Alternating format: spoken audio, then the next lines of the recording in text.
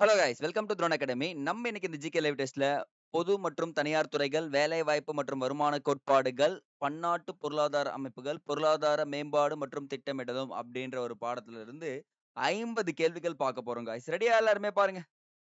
ரெடினா ஒரு தம்ஸ் அப் போட்டுருங்க guys. Start பண்ணிடலாம். ஸோ ஆஸ் யூஷுவல் வேர்ட்ஸ் தான். லைவை கடைசி வரைக்கும் அட்டன் பண்ணுங்க. கமெண்ட் செக்ஷன்ல உங்களுடைய மார்க்கை கமெண்ட் பண்ணிடுங்க கைஸ். ஏன்னா அது வந்து உங்க கன்சிஸ்டன்சியை கரெக்டா காமிக்கும். ஸ்டார்ட் பண்ணிடலாம்னா அப்படியே ரெடின்னு வந்துருங்க பார்க்கலாம். முதல் கேள்வி எப்பவுமே உங்களுக்கு எடுத்துக்கணும். அப்புறமா தான் சாமிக்கு வேணும். One second guys. ஓகே.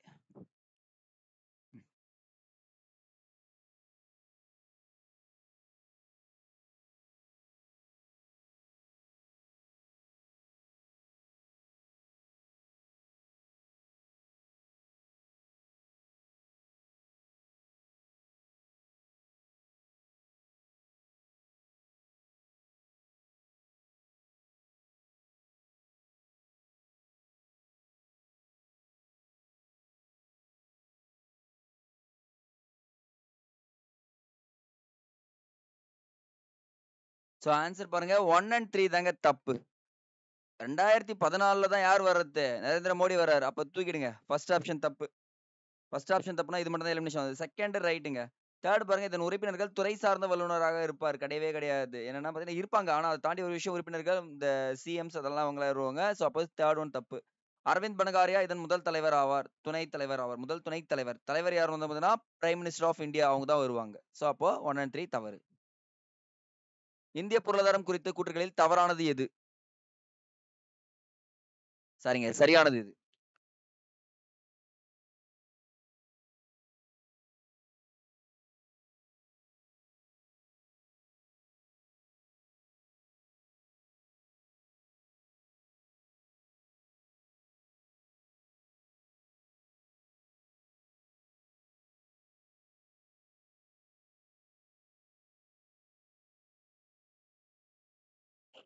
பாருங்க, இந்தியா சுதந்திரம் அடைந்த பொழுது அடிப்படையில் வேளாண்மை பொருளாதாரம் நாடாக இருந்தது. ஆமா. நாட்டில் அதிக அளவு வறுமை, கல்வி அறிவின்மை, வேலையின்மை இது 3மே இருந்துச்சுன்னு சொல்றாங்க.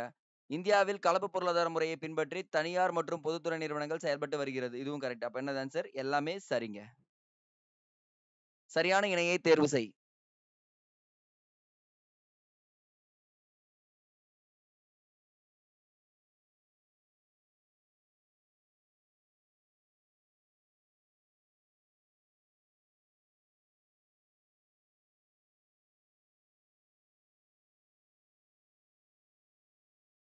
பன்னாட்டு பண நிதியம் வாஷிங்டன் டிசி. கரெக்ட்டுங்க. உலக வங்கி நியூயார்க். இதுவும் வாஷிங்டன் டிசி தான். Year right. நான் வச்சுக்க, இயர் கரெக்ட். அப்போ செகண்ட் ஒன் தப்பு.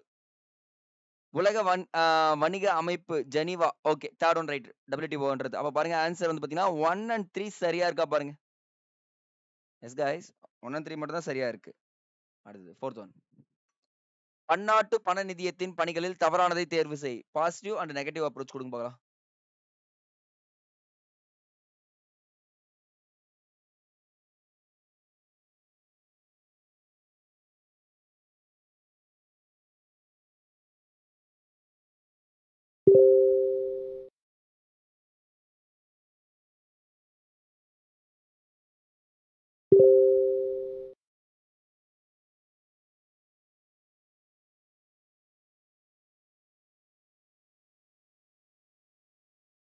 அயல்நாட்டு சொத்து நிலை சிக்கலுக்கு தீர்வு காணுதல், நாணயம் மற்றும் நிலைத்தன்மை, பன்னாட்டு வணிகத்திற்கு உறுதுணையாதல்.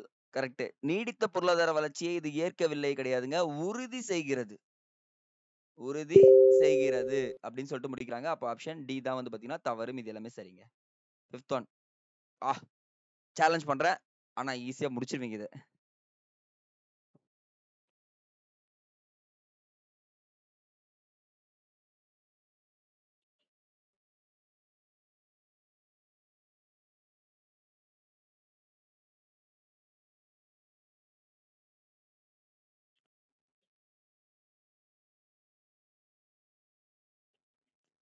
பம்பாய் திட்டம் முதல் தொழில்துறை கொள்கை, முதல் திட்டக்குழு தொழில்துறை சட்டம் கேட்டிருக்காங்க. பம்பாய் திட்டம் டி. தொழில்துறை முதல் தொழில்துறை 48 முடிஞ்சிச்சு. முதல் திட்டக்குழு 51. சரிங்க, 50. தொழில்துறை சட்டம் 51 முடிஞ்சு போச்சு ஆன்சர். ஆப்ஷன் ஏ இருக்கா பாருங்க. That's enough guys. 6th one. உலக வங்கியின் கூற்றுகளில் சரியானதை தேர்வு செய்.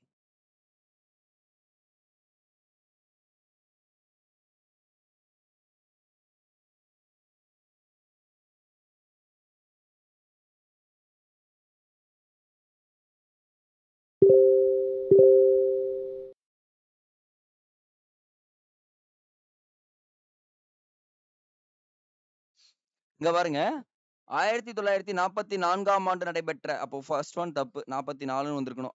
பிரிட்டன் ஹவுஸ் மாநாடு தான் கரெக்ட். 45ஆம் ஆண்டு தொடங்கப்பட்டது தான் இந்த உலக வங்கி. அப்போ ஃபர்ஸ்ட் ஒன் வந்து பாத்தீங்கன்னா 44 தான் கரெக்டா இருந்திருக்கும். செகண்ட் பாருங்க, பன்னாட்டு பண நிதியத்தின் சகோதர நிறுவனமானது அந்த பன்னாட்டு பண நிதியத்தின் சகோதர நிறுவனமாக கருதப்படுகிறது தான் உலக வங்கி. அப்ப செகண்ட் ஆப்ஷன் ரைட்டுங்க. கைஸ் அப்படியே போடுங்க. Second one correct. அப்படி டிக் போடுங்க. இது தப்பாயிடுச்சு. ஒரு உலக நாடு உலக வங்கியின் உறுப்பினராக இருக்க வேண்டும் எனில் அது நிதியத்தின் உறுப்பினராக இருக்க வேண்டிய அவசியம் இல்லைன்னு கொடுத்துருக்காங்க. ஆனா என்னது அவசியம்? அப்படி இருந்தாதான் மட்டும்தான் WTO வேர்ல்ட் பேங்க்ல சேர்த்துப்பாங்க. நாடுகளின் குறுகிய கால பொருளாதார மேம்பாட்டு நிதி உதவி செய்வதற்காக உலக வங்கி தொடங்கப்பட்டது. குறுகிய கால கிடையாது, நீண்ட கால என்னங்க, நீண்ட கால வளர்ச்சிக்கு தான் இதுவும் உதவி இருக்காங்க. அப்ப டியும் தப்பு. ஆப்ஷன் பாத்தீங்கன்னா பி தாங்க சரி. பின்வருவனவற்றுள் திட்டமிடலின் வகைகள் எவை?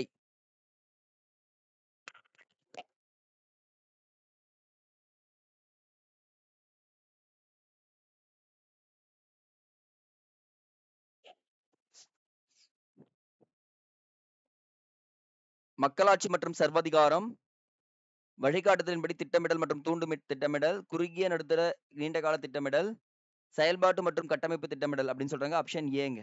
1 2 3 4 தாங்க இருக்கு. 8th one. பின்வருவனவற்றுள் நிதி ஆயோக் எதன் அடிப்படையில் அமைக்கப்பட்டது?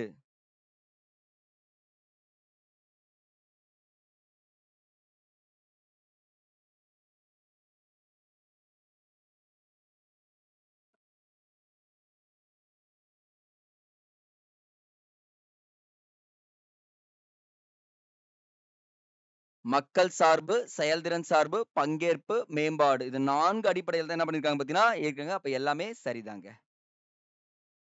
இந்தியாவின் பொதுத்துறை நிறுவனங்களின் தந்தை என்று அழைக்கப்படுபவர் யார்? இது ரொம்ப ரொம்ப தெரிஞ்சுக்க வேண்டிய விஷயம். ஆனா நீங்க ஈஸியா போட்டுருவீங்களே. போட்டுருங்க அப்ப நீங்களே.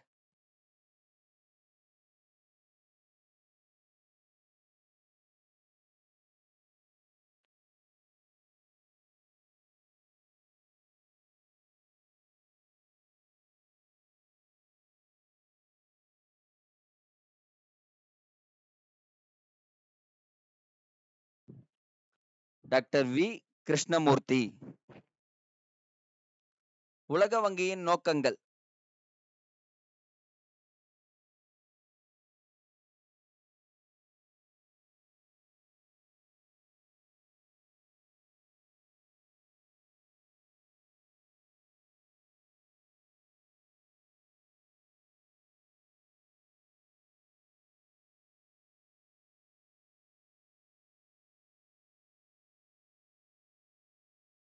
மூலதன முதலீட்டிற்கு ஊக்குவிப்பு, பன்னாட்டு வணிகத்திற்கு ஊக்குவிப்பு, அமைதிகால பொருளாதாரத்தை உருவாக்குதல். இது வரைக்கும் உங்களுக்கு ஷுவர் ஷாட்டா தெரிஞ்சிருக்கும். சுற்றுச்சூழலை பாதுகாத்தல் உலக வங்கியின் நோக்கமா சார் அப்படின்னு உங்க மனசுக்குள்ள தோணும். ஆனா அது இன்னும் உண்மைதான்.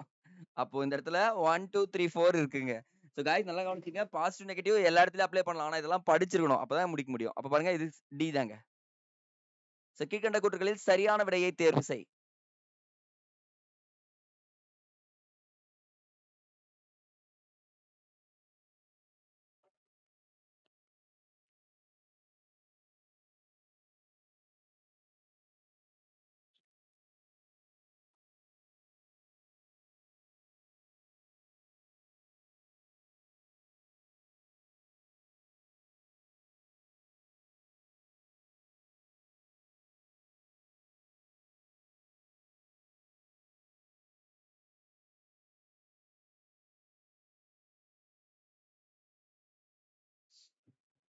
குமாரப்பா என்பவர் காந்தி திட்டத்தை வழங்கினார். கிடையவே கிடையாது.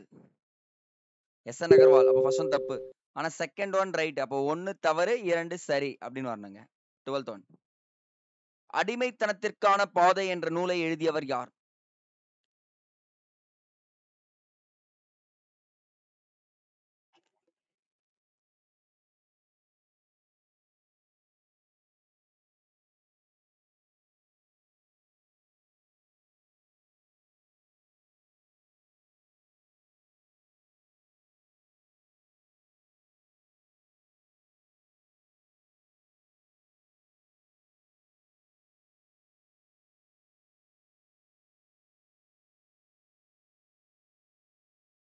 டைரக்ட் கொஸ்டின்றதால ஹேக்குங்க.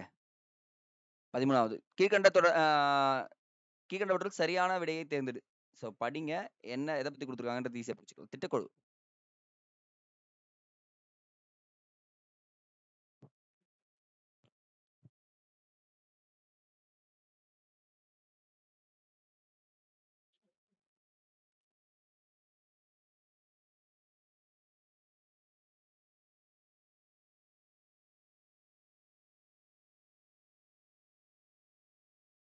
இந்த இடத்துல ஒரே ஒரு லைன் பாருங்க. திட்டக்குழுவால் தயாரிக்கப்பட்ட திட்ட வழிமுறைகள் அப்படியே ஏற்றுக்கொள்ள வேண்டியது அவசியம் கிடையவே கிடையாது. அப்படியெல்லாம் ஏற்றுக்கொள்ள தேவையில்ல. அப்போ 4th ஒன் எலிமினேஷன் ஆச்சுன்னா இது எலிமினேஷன் ஆயிடுது. மீதி எல்லாமே ரைட்டுங்க. 3மே ரைட். அப்ப ஆப்ஷன் ஏ தாங்க சரி. ஒரு நிறுவன சட்டத்தால் நிர்வகிக்கப்பட்டு அரசாங்கம் ஒரு பிரதான பங்குதாரராக இருந்து கட்டுப்படுத்துவது கீழ்கண்டவற்றுள் எது? யார் ஆன்சர் பண்றீங்க பார்க்கலாம். Concept oriented question.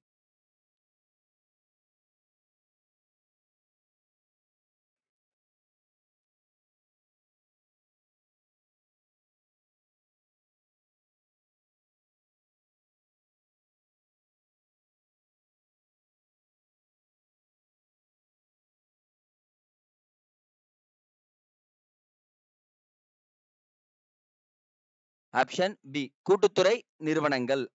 அடுத்தது 15வது கேள்வி. ஸோ இதுங்க தொடர்பானது எடுத்துடலாம். கீழ்கண்டவற்றில் சரியான விடை. திட்டங்களை பத்தி கேட்டிருக்கோம்.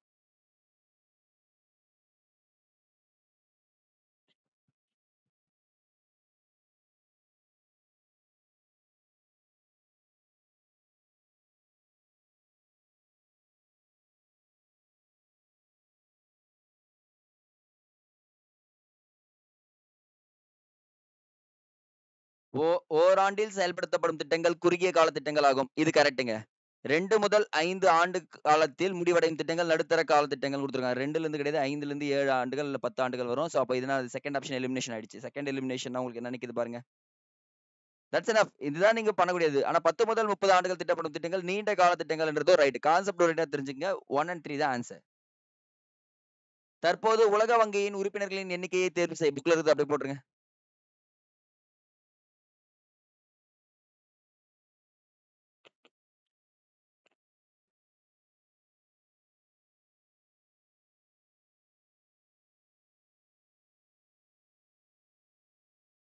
நூத்தி 89. தவறானதை தேர்வு செய். ஸோ அதனுடைய தலைமை இடங்கள் இயர்ஸ். கண்டிப்பா படிச்சிருக்கணும்.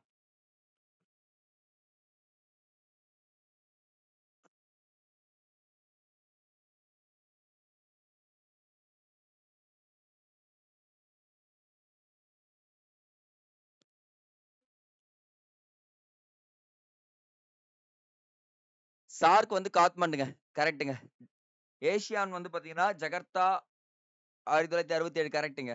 ஷாங்காயில பிரிக்ஸ் அப்படின்றது வந்து பாத்தீங்கன்னா இந்த இடத்துல ஒரே ஒரு ட்விஸ்ட் அடிக்கிறாங்க. 2000 கிடையாது 2001 ஆரம்பிக்கப்பட்ட ஆண்டு. பிரிக்ன்னு தான் இருக்கும். அப்புறம் தான் சவுத் ஆப்பிரிக்கா 2010ல வந்து ஜாயின் பண்ணோம். அப்ப என்ன பண்ணலாம்? இது கரெக்ட் தான் பிரிக்ஸ்ன்னு கேக்குறப்போ. அப்ப ஷாங்காயில தான் இருக்கு. ஆனா இயர் மட்டும் தப்பு. அப்ப ஆப்ஷன் வந்து பாத்தீங்கன்னா 3 மட்டும் தவறு அப்படின்னு சொல்லிட்டு முடிக்கிறோங்க. திட்டமிடல் சிறப்பாக அமைய வேண்டுமானால் கூடுதலான திட்டமிடல் நிபுணர்கள் தேவை என கூறியவர் யார்?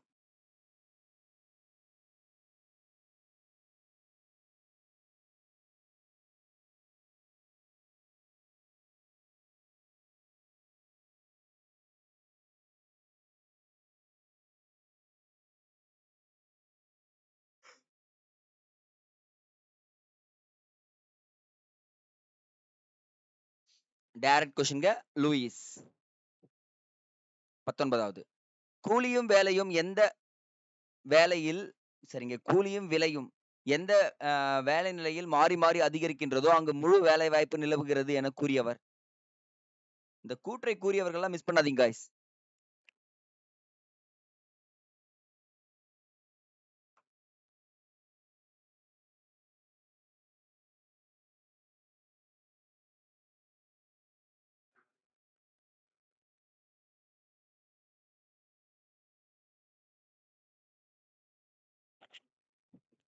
லர்னருங்க. பி. சோ பொறுத்துக்க. ஈஸியா பொறுத்துடலாங்க. யார் யார் எதை நிர்வகிக்கிறாங்கன்னு சொல்லிட்டு.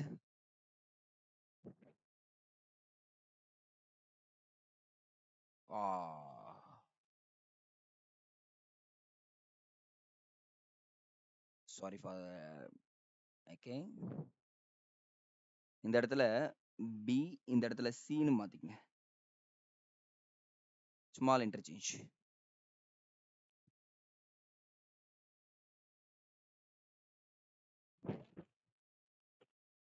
இப்ப பாருங்க கைஸ், ரயில்வே இந்திய அரசாங்கத்தால் நிர்வாகம் செய்யப்படும் நிறுவனம் ரயில்வேன்றது. இந்திய செயற்கை ரப்பர் நிறுவனம் அப்படின்னு சொல்லிட்டு பாக்குறப்போ நமக்கு பொதுக்கழகம் அப்படின்னு வராதுங்க. டி கூட்டு நிறுவனம் சொல்லிட்டு சொல்லுவாங்க. செகண்ட் ஏர் இந்தியா பொதுக்கழகங்க. ஆர்பிஐ எல்லாமே ரிலையன்ஸ் தனியார் நிறுவனம். அப்ப ஆப்ஷன் ஏ வருதுங்க. ஏ தான் ரைட்டு. ஆக்சுவலா நீங்க சி போட்டிருப்பீங்க, அதெல்லாம் சேஞ்ச் பண்ணிட்டு, அதனால ஏ தாங்க ரைட்டு. சரியான விடையை தேர்வு செய்.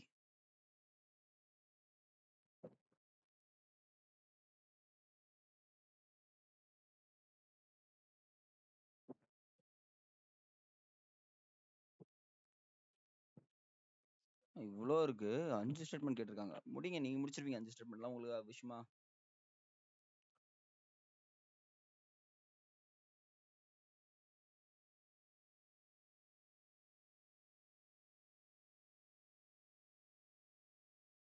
So first one right. Kumarappa கிடையாது. எஸ்.என். அகர்வால் காந்திய திட்டம் சொல்லிட்டு பார்த்தாச்சு. Second elimination. ஜவஹர்லால் நேரு தேசிய திட்டக்குழு ஒன்றை அமைத்தார். Third one right. பம்பாய் முன்னணி தொழிலதிபர்கள் அப்படின்னா 8 தொழிலதிபர்கள், 48 கிடையாது, 44. ஓகே, அப்ப இதுவும் எலிமினேஷன் ஆயிடுது. வினோபா பாவே கிடையாதுங்க. ஜெயபிரகாஷ் நாராயணன் சர்வோதய திட்டத்தை முன்மொழிந்தார் அப்படின்னு சொல்லிட்டு சொல்றாங்க. அப்ப ஆப்ஷன் பாருங்க 1 and 3 தான் ஆன்சர் சரியா இருக்கு. தவறுன்னு கேட்டேன்னு வச்சுக்கோங்களேன், நீங்க எல்லாம் போடலாம் 2, 4, 5. தவறுன்னு பாக்குறப்போ இது இருக்குங்க. நெக்ஸ்ட்ங்க. வேலையின்மை தொடர்பான கூற்றுகளில் தவறானதை தேர்வு செய்.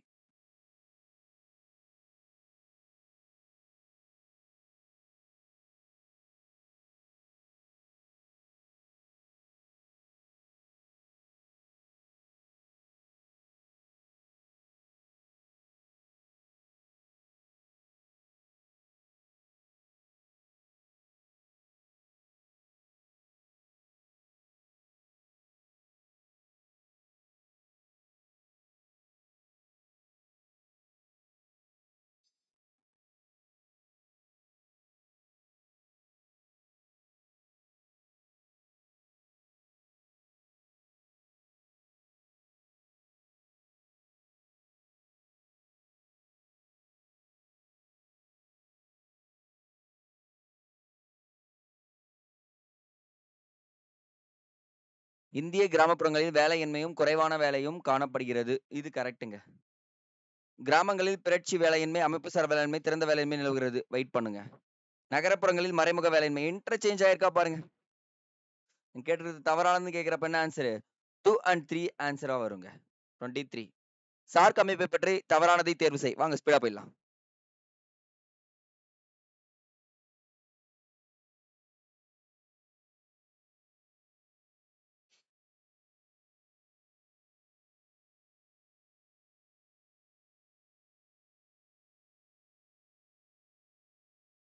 தெற்காசிய நாடுகளின் பொருளாதார ஒத்துழைப்புக்காக துவங்கப்பட்டது.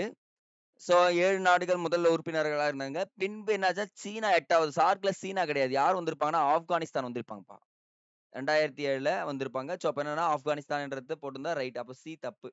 முதல் உச்சி மாநாடு வங்கதேச தலைநகர் டாக்காவில் 1985ஆம் ஆண்டு நடைபெற்றது. அது வரைக்கும் ரைட்டுங்க. எக்ஸ்ட்ரா இன்ஃபர்மேஷன் நோட் பண்ணிக்கங்க.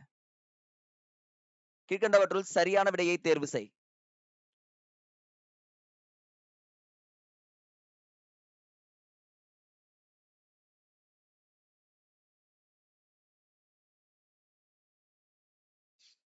இந்தியா விடுதலைக்கு பிறகு 1948ஆம் ஆண்டு தொழில் கொள்கை அறிவிக்கப்பட்டது. அப்ப 49 ஃபர்ஸ்ட் ஒன் எலிமினேஷன் ஆயிடுச்சு. ஃபர்ஸ்ட் ஒன் எலிமினேஷன் இது நின்னுச்சு. மைய திட்டமிடல், கலப்பு பொருளாதார அமைப்பு முறை ஆகிய இரண்டையும் அமைக்க பரிந்துரைத்தது. ரைட். திட்டக்குழு மார்ச் 15 தொடங்கியது. திட்டம் ஏப்ரல் 1ஆம் தேதி தொடங்கியது. ஓகே, முடிஞ்சு போச்சுங்க. அப்ப ஆன்சர் வந்து பாத்தீங்கன்னா 2, 3, 4 ஆன்சர் நிக்குதா பாருங்க.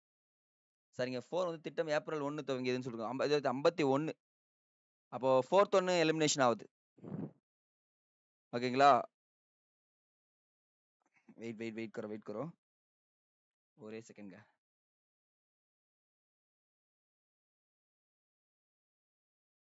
சோ அப்போ 4th ஒன்னு எலிமினேஷன்ங்க. நமக்கு என்ன கிடைக்கும்னா 2 and 3 மட்டும் தாங்க கிடைக்கும். ஏன்னா திட்டம் வந்து 51 ஏப்ரல்ல தான் தொடங்கப்பட்டது. அப்படி திட்டக்குழு மார்ச் 15, 50ல அமைக்கப்பட்டதுன்றது மட்டும் ரைட்டு. அதுக்கப்புறம் செகண்டும் ரைட்டுங்க. 25 நிதி ஆயோக்கின் பணிகள் எவை? ஐயோ! டி ஆப்ஷன் குடுக்கலையா? ஐ திங்க் சாரிங்க. நான் பண்ணும்போது டெலீட் ஆயிட்டு இருக்கு. இதுக்கு ஆப்ஷன் வந்து பார்த்தீங்கன்னா 2, 3, 4ங்க. 2, 3, 4.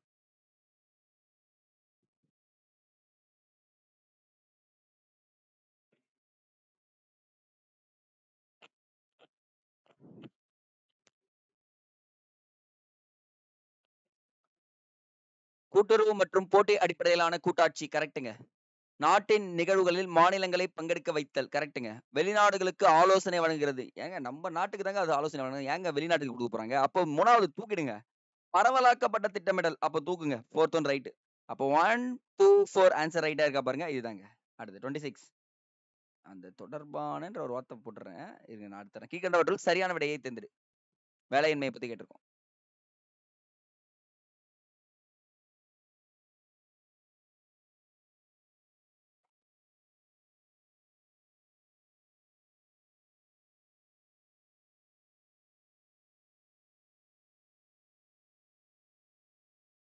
ஒரு வருடத்தில் சில காலங்களில் மட்டும் நிலவும் வேலையின்மைக்கு பருவகால வேலையின்மை. கரெக்ட்டு. விவசாயம் சார்ந்த தொழில்கள் பருவத்தில் மட்டும் நடைபெறுகிறது. பணத்தின் அளிப்பு கூடுவதாலும், குறைவதாலும் பருவகால வேலையின்மை தோன்றும். கிடையவே கிடையாது. மான்சூன் ஃபெயிலியர் தான். அப்போ என்ன ஆன்சர் பார்த்தீங்கன்னா, 1 அண்ட் 2 மட்டும் தாங்க ஆன்சர் வந்து நிக்கும். 27 தென்கிழக்கு ஆசிய நாடுகளின் கூட்டமைப்பில் இல்லாத நாட்டை தேர்வு செய். ஏசியா நாட்டுல இல்லாதது.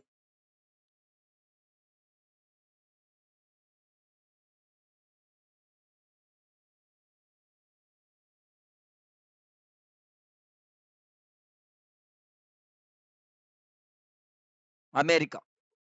அமெரிக்கா கிடையவே கிடையாது. கம்போடியா, இந்தோனேஷியா, மலேசியாலாம் இருக்கும். அந்த பாக்ஸ்ல குடுத்திருப்பாங்க. அது கொஞ்சம் பார்த்து வச்சிருங்க. நெக்ஸ்ட். தற்காலிக அல்லது உடன்பாடில்லா பிறட்சி வேலையின்மை தொடர்பான கூற்றுகளில் கீழ்க்கண்டவற்றில் சரியான விடையை தேர்வு செய். படிச்சு ஆன்சர் பண்ணுங்க பார்க்கலாம்.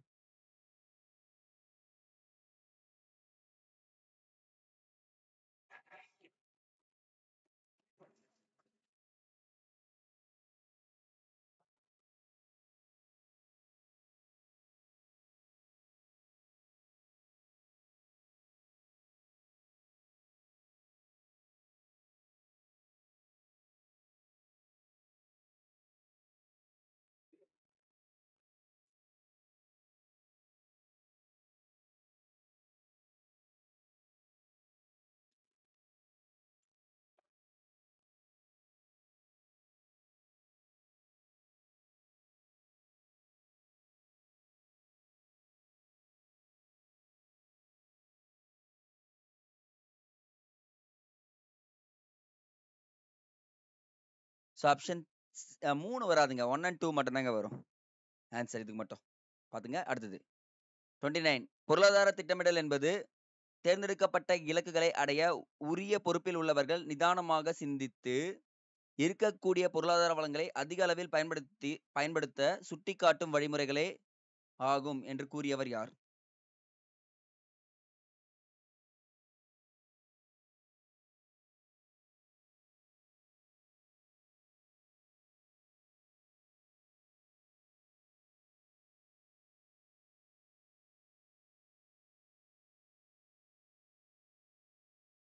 டால்டன். டைரக்ட் கொஸ்டின்ங்க. 30 கொஸ்டின். கற்றோர் வேலையின்மை தொடர்பான கீழ்க்கண்டவற்றுள் சரியான விடையை தேர்ந்தெடு.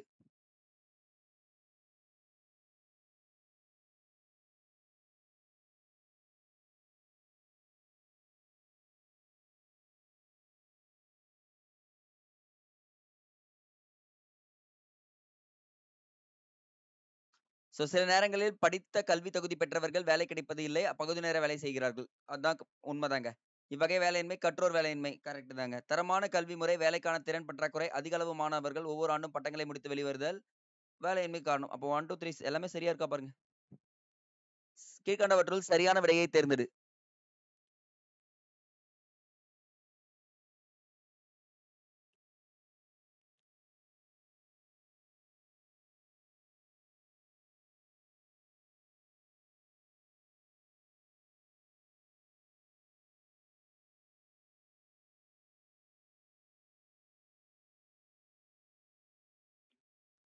சோவியத் ஒன்றிய திட்டமிடலை 1928ங்க. முடிஞ்சு போச்சு. அப்ப ஃபர்ஸ்ட் ஒன் தப்புனா, இது காலி, இவர் காலி, இவர் காலி. நான் காலி, நான் காலி மாரி தான். 2 அண்ட் 3 ரைட்டுங்க. இந்தியாவுக்கான பொருளாதார திட்டமிடலின் முன்னோடி என கருதப்படுபவர் யார்? எனக்கு தெரிஞ்சு இது ஈஸியோ ஈஸி கேள்வி. டக்குன்னு போடுங்க பார்க்கலாம் ஆன்சர்.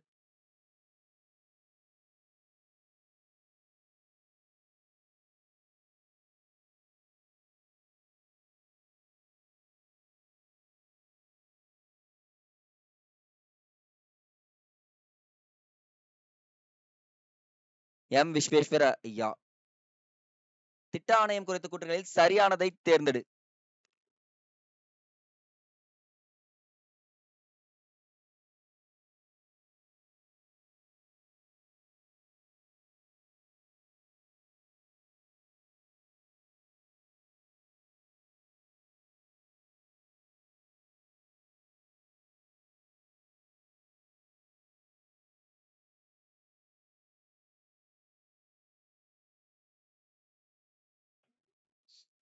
இதன் துணைத் தலைவராக கேபினெட் அமைச்சர் தகுதி கொண்ட ஒருவர் நியமிக்கப்படுகிறார். செயலாளர்கள் மற்றும் உறுப்பினர் செயலாளர்கள் வழக்கமாக செயல்முறைகளின் கீழ் நியமிக்கப்படுகிறார்கள்.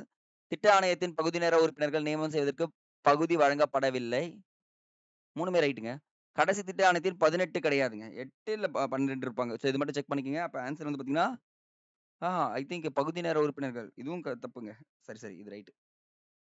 கொஞ்சம் confusion of the little bit. Okay. 33ல 1, 2, 3 தாங்க ஆன்சர் வரும். தொழில்நுட்ப வேலையின்மை தொடர்பான கீழ்கண்டவற்றுள் தவறானவற்றை தேர்ந்தெடு. தவறு கேட்டிருக்கேன்.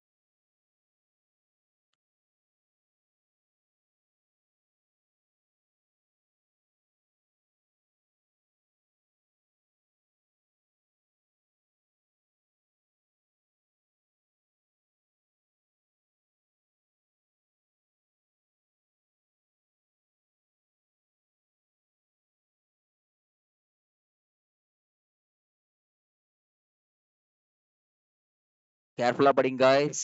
வார்த்தை ஜாலம் இருக்கிறது. First one right. Second one பாருங்க. புதியன கண்டுபிடித்தலும் புதிய கருத்துக்களும் வேலையின்மையை உருவாக்கும் கிடையாது. வேலையின்மையை குறைக்கும். உருவாக்காத வாய்ப்பே இல்லையே. அப்ப பாருங்க, அடுத்து பாருங்க, உழைப்பு சேமிக்கின்ற புதிய கண்டுபிடிப்புகள் தொழில்நுட்ப வேலையின்மையை உருவாக்கும் அப்படின்னு சொல்றாங்க. தொழில்நுட்ப வேலையை உருவாக்கும் அப்படின்னு சொல்றாங்க. வேலையெல்லாம் உருவாக்காதுங்க. சோ ஆக்சுவலா பாத்தீங்கன்னா புதிய கண்டுபிடித்தலும் புதிய கருத்துக்களும் வேலையின்மையை உருவாக்கும்.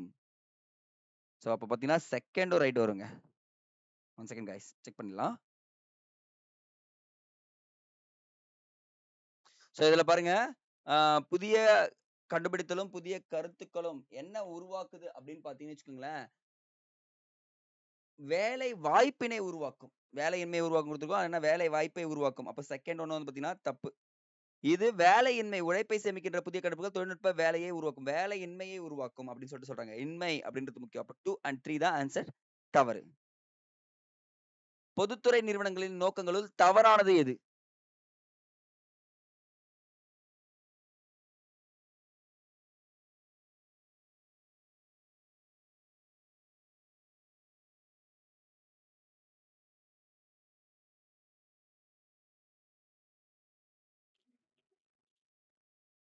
இறக்குமதி ஊக்குவிப்பு மற்றும் ஏற்றுமதி மாற்றிடை துரிதப்படுத்துதல் அப்படின்னு சொல்றாங்க. அந்த இடத்துல பாருங்க, ஏற்றுமதி ஊக்குவிப்புன்னு வந்திருக்கலாமா? இன்டர்சேஞ்ச் ஆயிருக்கா? சோ அப்ப ஆப்ஷன் சி தாங்க. 2011ஆம் ஆண்டு இந்தியாவின் மக்கள் தொகை கணக்கெடுப்பின்படி சராசரி ஆயுட்காலம் ஆண்கள் மற்றும் பெண்களுக்கு எவ்வளவு?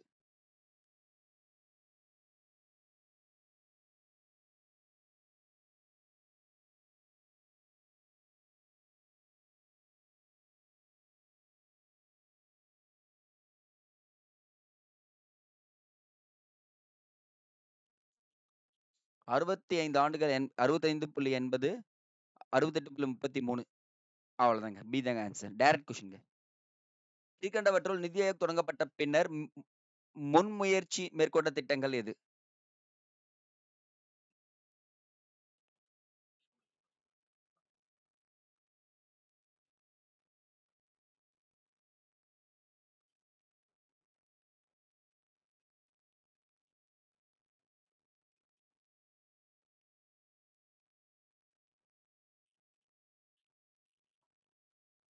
15 ஆண்டு செயல் திட்டம், 7 ஆண்டு கண்ணோட்டம், நகர்ப்புற மாற்றம் மற்றும் மறு உருவாக்கத்தின அடல் திட்டம், ஸ்டார்ட் அப் இந்தியா திட்டம் 2014 பக்கம் தான் வரும்.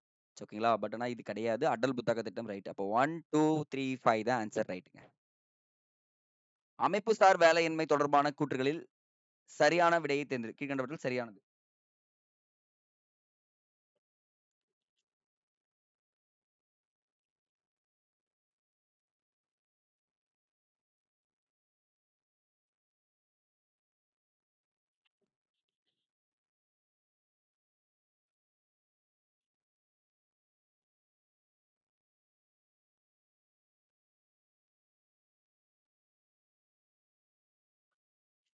சோ சமூக அமைப்பில் ஏற்படும் பெரிய மாற்றங்கள் அமைப்புசார் வேலையின்மை உருவாகிறது. ஒரு பொருளுக்கான தேவை குறைதல் மற்றும் பிற பொருட்களின் தேவை அதிகரித்தல், இடுபொருள்கள் இன்மை, முதலீடு பற்றாக்குறை ஆகியவையும் இவ்வகை வேலையின்மைக்கு காரணமாகிறது. இந்தியாவில் மூலதன பற்றாக்குறையால் வேலையின்மையின்றி இருக்கின்றனர். அப்போ 1, 2, 3 தாங்க ரைட்டு.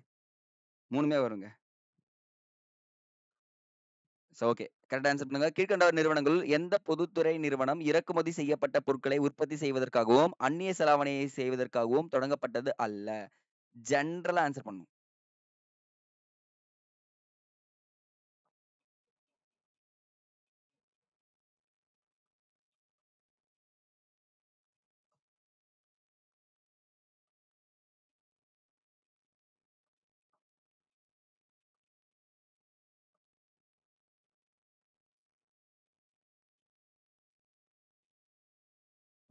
எண்ணெய் இயற்கையாவெல்லாம் இறக்குமதி. பாரத மின்னணு நிறுவனங்களுக்கு இடுபொருட்களை இறக்குமதி பண்ணோம்.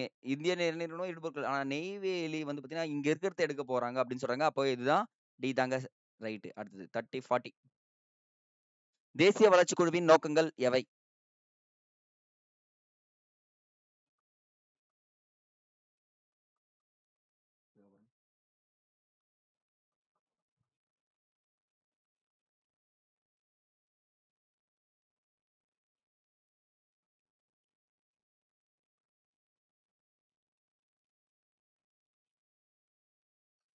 திட்டங்கள் திட்டங்களை நிறைவேற்றுவதற்கான தேசிய மூலங்களை தேடுதல், வலுப்படுத்துதல், அனைத்து முக்கிய மண்டலங்களிலும் மக்கள் பொருளாதார கொள்கையை ஊக்கப்படுத்துதல், நாட்டின் அனைத்து பகுதிகளிலும் சமமான அளவில் துரித வளர்ச்சியை உறுதிப்படுத்துதல், திட்ட ஆணையத்தால் உருவாக்கப்பட்ட தேசிய திட்டங்களை பரிசீலித்தல் கிடையாது.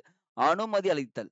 அனுமதி அளித்தல்னு வரணும். அப்போ 1, 2, 3 தான் வந்து பார்த்தீங்கன்னா சொல்றாங்க. அடுத்தது. தேசிய வளர்ச்சி குழுவின் உறுப்பினர்கள் யார்?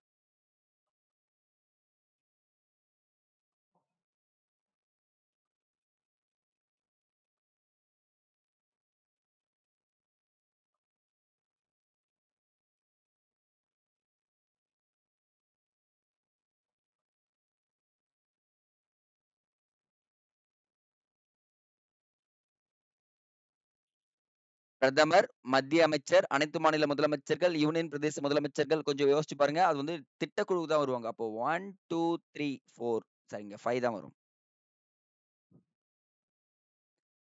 மறைமுக வேலையின்மை தொடர்பான கீழ்கண்டவற்றில் சரியான விடையை தேர்ந்தெடு.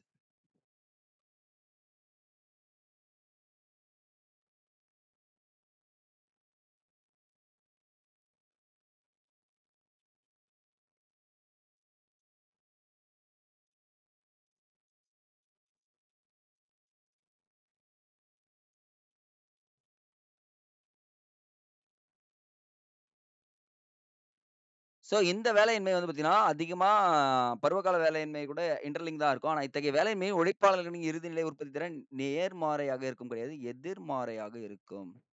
எதிர்மறையாக இருக்கும் அப்படி சொல்றாங்க. அப்ப ஆப்ஷன் சரிங்க. 1 அண்ட் 2 டி தாங்க ஆன்சர்.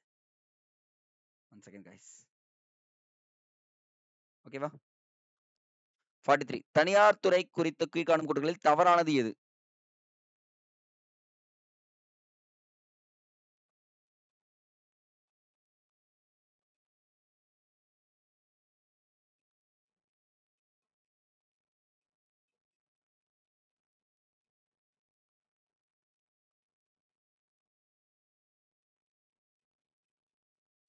இது முற்றிலும் லாப நோக்கமுடையது. கரெக்ட். சமூக ரீதியில் பின்தங்கிய வர்க்க மக்களை பொருட்படுத்தாது. ஆமாங்க. இடஒதுக்கீடுலாம் குடுக்க மாட்டாங்க தனியார் துறையில. சேல் டிவிஎஸ் தனியார் துறை நிறுவனங்கள். டிவிஎஸ் மட்டும் தான். சேல் வந்து பார்த்தீங்கன்னா, பொதுத்துறை நிறுவனம். அப்ப தூக்கிடுங்க.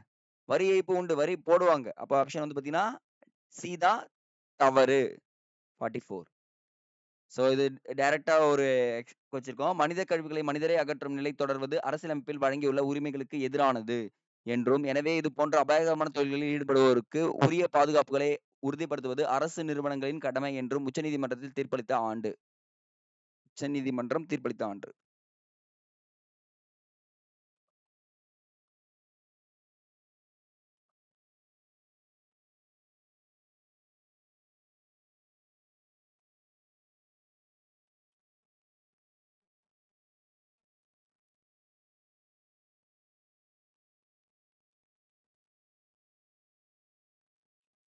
2011ங்க.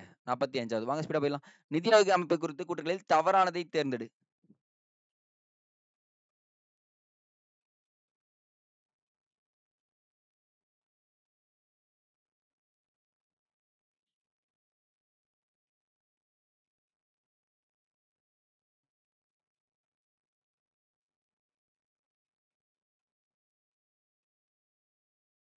நிதி ஆயோக்கின் தலைவராக பிரதமர் செயல்படுவார். 2 முழு நேர பகுதி ஆஹா 5 முழு நேர 2 பகுதி நேர உறுப்பினர்கள். அப்ப செகண்ட் ஒன் எலிமினேஷன். அப்ப செகண்ட் தாங்க தவறு. தேர்ட் பாருங்க. ஆ ஓகே. தவறுன்னு கேட்கிறப்போ இது சரி, இது சரி. அப்ப பி மட்டும் தான் தவறு. மீதி எல்லாமே சரிங்க. டைரக்ட்டா படிக்கணும். 4 மத்திய நிதி அமைச்சர்கள் இருப்பாங்க. இதெல்லாம் ரைட்டுங்க. பொதுத்துறை நிறுவனங்கள் பற்றி தவறான விடையை தேர்வு செய்.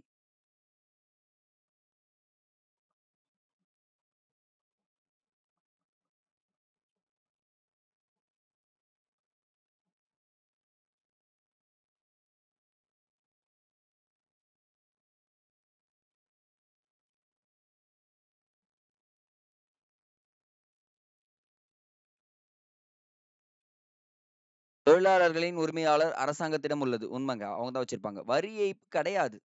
செகண்ட் ஒன் தப்பு. சேவை நோக்கமுடையது. கரெக்ட். சமூகத்தில் பின்தங்கிய மக்களுக்கு முன்னுரிமை அளிக்கும். இடஒதுக்கீடுலாம் குடுப்பாங்க. அப்ப பார்த்தீங்கன்னா, பி தான் தவறு அப்படின்னு தெரிஞ்சுக்கங்க. அடுத்தது. பிரிக்ஸ் அமைப்பை பற்றி தவறான விடையை தேர்வு செய். ரொம்ப ரொம்ப இம்பார்ட்டன்ட்ங்க.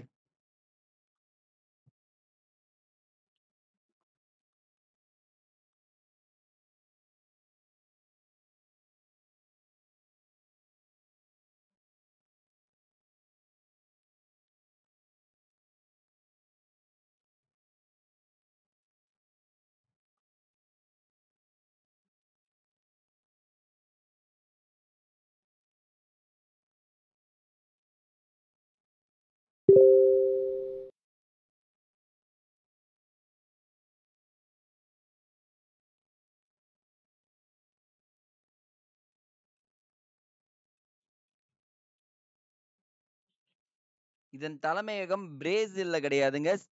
சைனால இருக்கு. ஓகேங்களா? சைனா இப்ப பாருங்க இந்த இடத்துல உலக உற்பத்தியில் 21% உறுப்பு நாடுகள் பெற்றுள்ளனன்றாங்க. ஸோ மொத்த உலக தேசிய உற்பத்தியில தான் இவங்க இருக்காங்க. கடந்த 15 ஆண்டுகள் ஜிடிபியில் தனது பங்கு 3 மடங்கு அதிகரித்துள்ளது. உலக மக்கள் தொகையில் 43% விழுக்காடு இவங்க கிட்ட தான் இருக்காங்க அப்படின்றாங்க. அப்போ ஒரு நல்ல விஷயங்க. ஏன்னா சைனாலாம் இருக்காங்க. சைனா, இந்தியா இருந்தாலே ஆல்மோஸ்ட் ஃபினிஷ்டு. நாட்டின் பொருளாதார வரலாற்றில் ஒரு மைல்கல் என்று அழைக்கப்படும் 1991ஆம் ஆண்டு தொழில் கொள்கையை அறிமுகப்படுத்திய பிரதமர். இருக்கறதுலயே ரொம்ப ஈஸியான கேள்விங்க.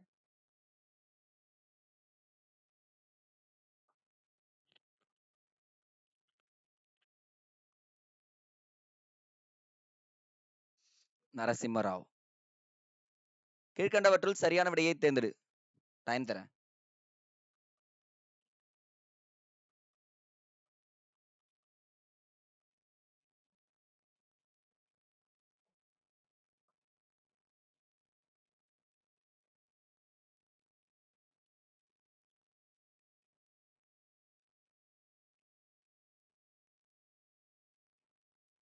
நிதி ஆயோக் பத்தி கேட்டிருக்கோம்ப்பா.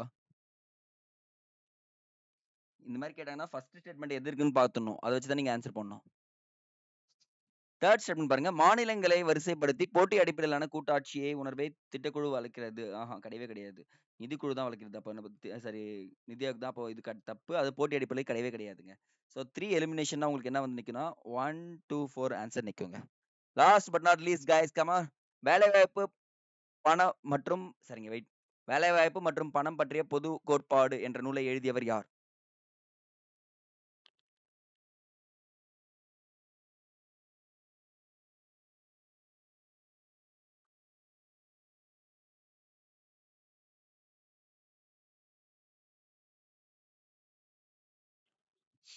ஜே.எம். கின்ஸ் தாங்க சொல்லியிருப்பாரு.